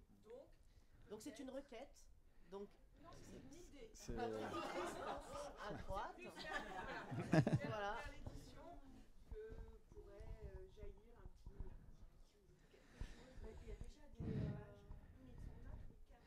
Non, de nous 4, effectivement, il n'y a pas... Non, mais il y a des idées, il y a des échanges, il y a des choses comme ça, mais après on a un problème de temps, de disponibilité, etc. Mais on a envie, parce qu'on s'aime beaucoup, je crois, aujourd'hui. On se connaît bien, on s'apprécie et on a envie effectivement de ça, mais on a peu de temps, c'est vrai. Et je reviens sur ce que tu disais sur la lecture. Tous, je pense, on l'a été, mais moi aussi j'étais un très très grand lecteur. Depuis tout petit, mes parents m'ont permis de tout lire, ou presque, en me disant, lis. Je fais pareil avec mes enfants, je dis, lisez ce que vous voulez, mais lisez. Et quand on écrit, après, on lit un peu, enfin moi en tout cas, là je parle que pour moi, on lit beaucoup moins. Et je me suis aperçu il n'y a pas très longtemps qu'il faut que je lise, voilà, parce que ça nourrit l'écriture, et on a besoin de lire. Je lis évidemment Barbara, Karine, etc., mais je lis aussi d'autres auteurs, et parce que c'est nécessaire de se nourrir de l'écriture des autres pour s'en inspirer parfois, pour se dire ah putain, cette phrase-là, j'aurais bien aimé l'écrire moi. Ah, ça m'est arrivé déjà. Ouais. Pour un roman de Karine d'ailleurs, je lui ai envoyé une fiche, je lui ai dit t'aurais pu ne pas l'écrire. T'aurais pu me la laisser celle-là, cette phrase-là, tu vois, elle était vraiment bien, t'aurais dû me la laisser, mais elle avait déjà piqué avant. Voilà, donc on se connaît.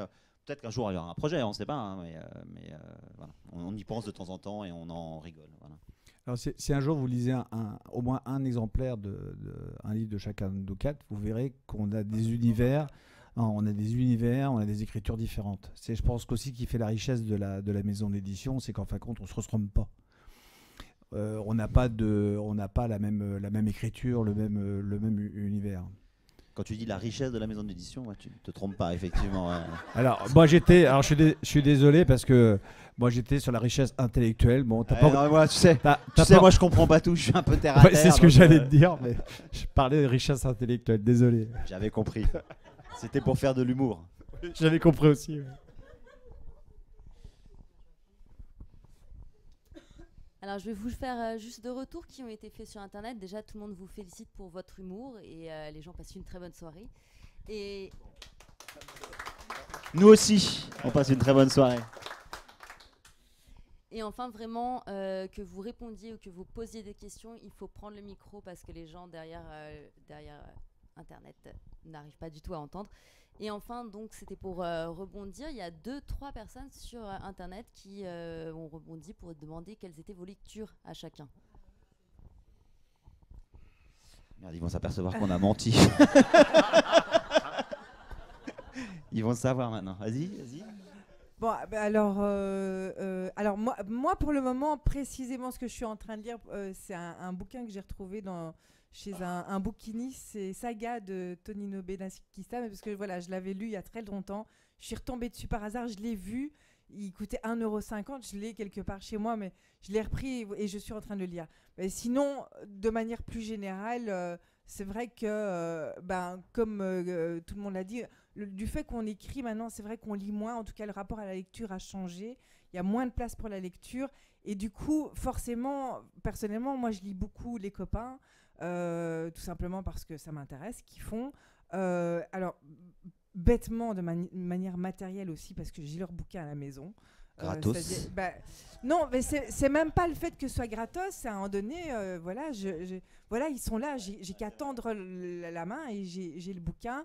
Et puis parce que c'est intéressant, puisqu'ils écrivent dans le même genre littéraire et qu'il y a une curiosité, ça c'est sûr. Voilà, donc... Ah non, parce que moi j'ai vraiment menti, je lis rien en ce moment, donc ça va être un peu compliqué. Mais non, si je lis en ce moment, je lis le Oui et la gomme magique, un grand classique que j'ai retrouvé aussi. C'est le premier bouquin que j'ai lu de ma vie. Ouais, je sais. Non, mais pourquoi tu dis ça? C'est incroyable. Non, Merde. c'est le tout premier bouquin que j'ai lu, c'est Oui et la gomme magique. Non, mais je vous promets. Mais je vous ne me regarde pas comme ça, tu me fais peur. Dingue, c'est dingue, on est connecté, Barbara. A une valeur particulière pour moi, Oui et la gomme magique. C'est mon premier livre. Oui, calmez-vous, madame. Ils vont venir vous chercher, et ils vont être très gentils avec vous. Mais calmez-vous, non, ça suffit.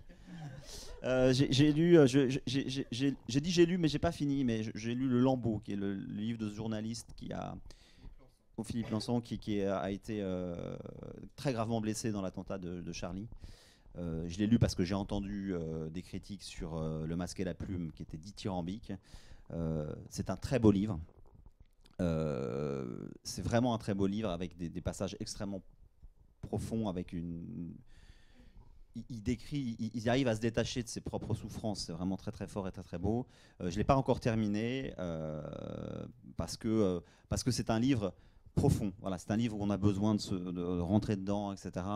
Et moi, je suis habitué aussi à des livres plus rapides, plus basiquement efficaces, etc. Donc j'ai un peu plus de mal, mais je rentre dedans. C'est un très très beau livre que je conseille évidemment à tout le monde, après les nôtres, hein, bien sûr. Quand même, on va pas lui faire de la pub, il n'en a pas besoin. Hein, mais par contre, c'est très très bien écrit. Voilà, c'est ce que j'ai lu dernièrement. Et je relis aussi des classiques, voilà, parce qu'on a beau dire, mais je sais pas, lire Camus, ça vous aide à mieux écrire. Voilà, je le sais maintenant, c'est une certitude. Non mais oui, c'est vraiment. Quand j'ai lu Camus pour la première fois, je devais avoir 14 ans. J'ai trouvé ça nul, j'ai trouvé ça chiant, j'ai trouvé ça. Je me demandais pourquoi on me forçait à lire ce pensum.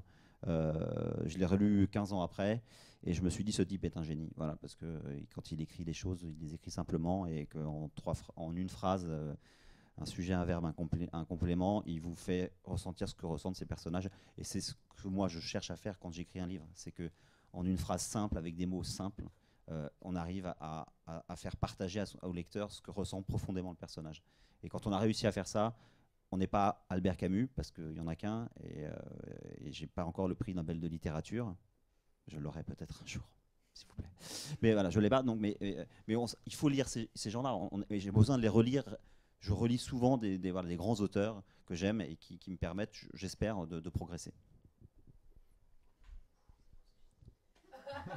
C'était une réponse complète, hein, pour le coup. Un peu long, tu veux dire? Un peu. Moi, j'ai terminé hier soir c'est pas le dernier livre, mais le dernier violon de Menuhin excusez-moi, j'ai un problème de voix depuis cet après-midi, de Bono. Voilà, Xavier Marie, donc je l'ai terminé hier soir. Et là, j'ai attaqué ce matin Entre deux mondes de Olivier Norek. Moi, j'ai la chance d'avoir une femme qui lit beaucoup et qui me fait un premier tri en disant ça, tu laisses tomber. Ça, par contre, il faut absolument que tu lises ça, donc elle me fait une pile. Bon, en dehors de ça, ce qui est vrai d'ailleurs, hein, en dehors de ça, moi, je suis un fan inconditionnel de Karine, ça, elle le sait déjà. Et je suis en train de devenir de Barbara, parce que je commence à tout lire. Et puis, j'ai déjà tout lu aussi. Enfin, bon, je ne vais pas faire de la pub à tout le monde non plus. Il ne faut pas exagérer. Mais aussi... Mais si, mais je te cite... Si, mais toi aussi. Bon, voilà, je peux pas faire autrement, du coup. Non, mais parce que c'est des styles complètement différents. Alors, en dehors des gens de chez Belfond, moi, j'aime beaucoup un gars qui s'appelle R.J. Ellory,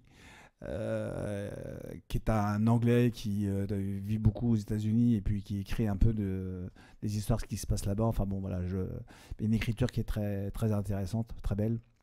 Et puis, je suis tombé aussi dans certains classiques. Je ne sais pas s'il y en a qui connaissent ça, Le Livre sans nom, par exemple.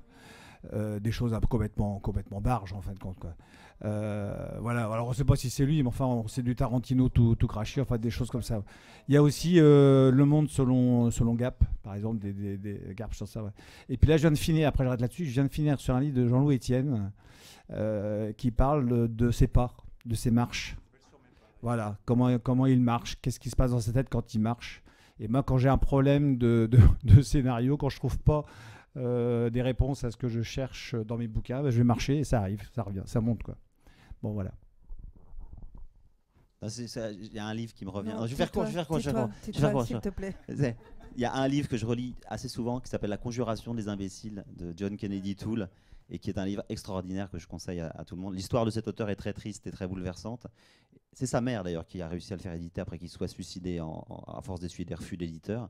Comme quoi les mères sont encore une fois très présentes dans ce que j'aime et ce que je lis. Mais voilà, je voulais juste parler de ce livre parce que c'était un très beau livre et c'est un livre très, très drôle en plus.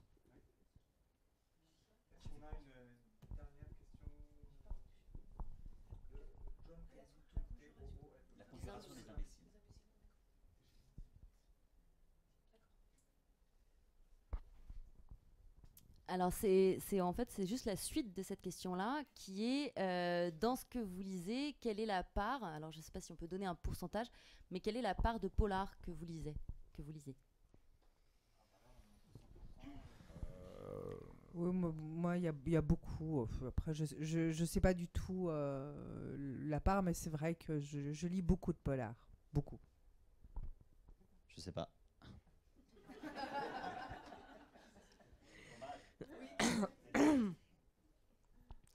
Je dirais une bonne moitié, une grosse moitié de polar.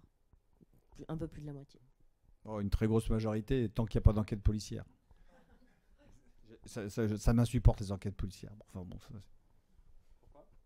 parce que c'est enfermant, parce que c'est toujours, enfin, soit c'est complètement incohérent, soit il faut respecter les codes de l'enquête policière, et puis on reste tout le temps dans la même chose, quoi. Et puis des fois c'est tellement téléphoné qu'il y a pas une part de rêve, mais une part d'invention qui n'est pas là quand on est dans un. Alors, sauf quelques exceptions évidemment. Hein. Faut relire quand même ce qu'a fait. Je ne sais même plus son nom. Enfin c'est pas grave. Dans les années 60 en France là. Ouais. Enfin bon bref. Et c'est plusieurs. Voilà. Non, oui. Enfin non. L'autre. Bon, c'est pas grave. Voilà, Simenon. Parce qu'il y a une dimension sociale qui est très importante. Il est belge, hein. Je dis ça, je dis rien. Qui est belge, ah oui, c'est ça, ouais, c'est vrai. Mais j'ai oublié que tu l'étais aussi. Bon, voilà, mais c'est pas mon trip, les enquêtes policières.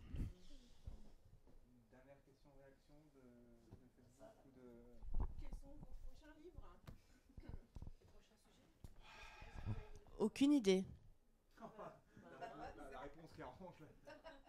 Alors moi, des idées, il y en a plein. Le prochain, ça sera un enfermement huis clos sur un bateau de pêche. Donc quand on est en pleine mer, on ne s'évade pas. Il y a une autre idée qui est déjà dans la tête, qui est un enfermement qui protège. Pour qui ? Pour celui qui est enfermé ou pour celui qui enferme ? Voilà, donc vous vous débrouillez avec ça.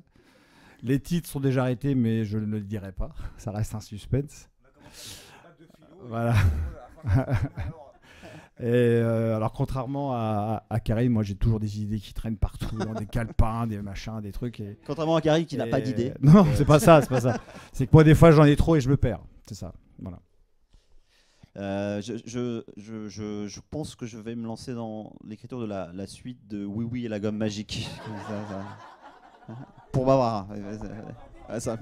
Pour que ça plaise à Barbara.